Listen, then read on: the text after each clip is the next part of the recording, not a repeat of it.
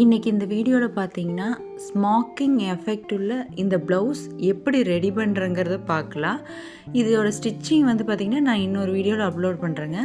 அதுக்கு வந்து நான் நெட்டட் எடுத்துருக்கேன். நீங்கள் எந்த ஃபேப்ரிக்கில் ஸ்மாக்கிங் பண்ணுறீங்களோ அந்த ஃபேப்ரிக் எடுத்துக்கோங்க. அதில் வந்து பார்த்திங்கன்னா நீங்கள் உங்களுக்கு அந்த ஸ்மாஃபிக்கோட லென்த் வந்து ஹாஃப் இன்ச் வேணுமா 1/4 இன்ச் வேணுமாங்கிறது நீங்கள் தான் கால்குலேட் பண்ணணும். எனக்கு வந்து 1/2 இன்ச்சுக்கு ஒருக்கா அந்த ஸ்மாக்கிங் இது வேணுங்கிறனால நான் ஹாஃப் இன்ச்சில் ஒரு தையல் போட்டுக்கிறேன். இதோட ஃபுல்லாக வந்து பார்த்திங்கன்னா நான் சார்ட் பேப்பரில் வந்து ரெடி பண்ணி காமிச்சிருக்கிறேன். இது வீடியோ இடையில வரும், நீங்கள் இதை பாருங்கள். இப்போ இது குட்டி குட்டி தையலாக, அதாவது ஒரு கைடு அளவுக்கு சின்னதாகவே நீங்கள் முடிஞ்ச வரைக்கும் போடுங்க. இப்போ நான் இது வந்து பார்த்திங்கன்னா கொஞ்சம் கொஞ்சமாக போட்டு எடுத்துக்கிறேன். இது போட்டு ஃபுல்லாக கம்ப்ளீட் பண்ணதுக்கப்புறம் நான் உங்களுக்கு காமிக்கிறேன் பாருங்களேன்.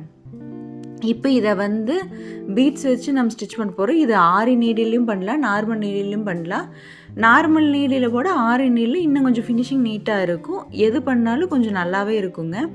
இப்போ அதை வந்து பார்த்திங்கன்னா அது ரெண்டாக எடுத்து ஒரு பீடோ இல்லை ஸ்டோனோ உங்களுக்கு எது அந்த ப்ளவுஸுக்கு ஓகேன்னு தோணுதோ அதை நீங்கள் வச்சு ஸ்டிச் பண்ணிக்கலாங்க. இப்போ பார்த்தீங்கன்னா நல்லா பீட்ஸ் வச்சு ஸ்டிச் பண்ணி கீழே நாட் போட்டு எடுத்துக்கிறேன். இப்போ இதே வந்து நான் ஆரி நீட்லேயும் ரெடி பண்ணுறேங்க. இதுவும் அதே மாதிரி தான். ஆரி நான் நார்மலாக செயின் ஸ்டிச் போடுற மாதிரியே போட்டு பீட்ஸ் வச்சு ஸ்டிச் பண்ணி எடுத்துக்கிறேங்க. இப்போ வந்து பார்த்தீங்கன்னா நான் இது வந்து இப்படி ஸ்டிச் பண்ணியிருக்கேன். இது உங்களுக்கு புரியுறதுக்காக நான் சார்ட் பேப்பரில் காமிக்கிறேன் பாருங்கள்.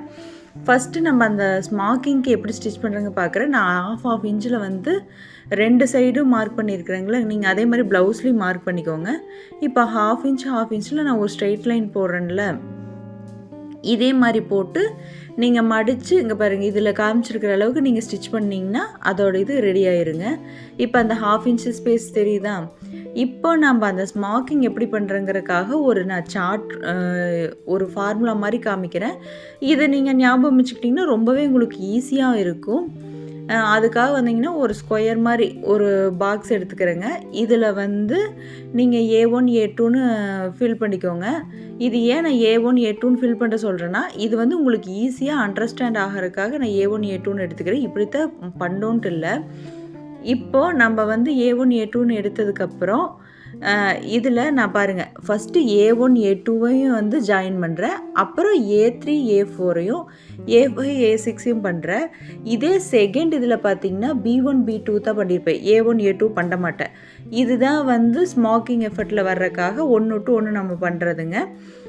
இந்த வீடியோ பிடிச்சிருந்தா மறக்காமல் ப்ளீஸ் சப்ஸ்கிரைப் பண்ணிடுங்க.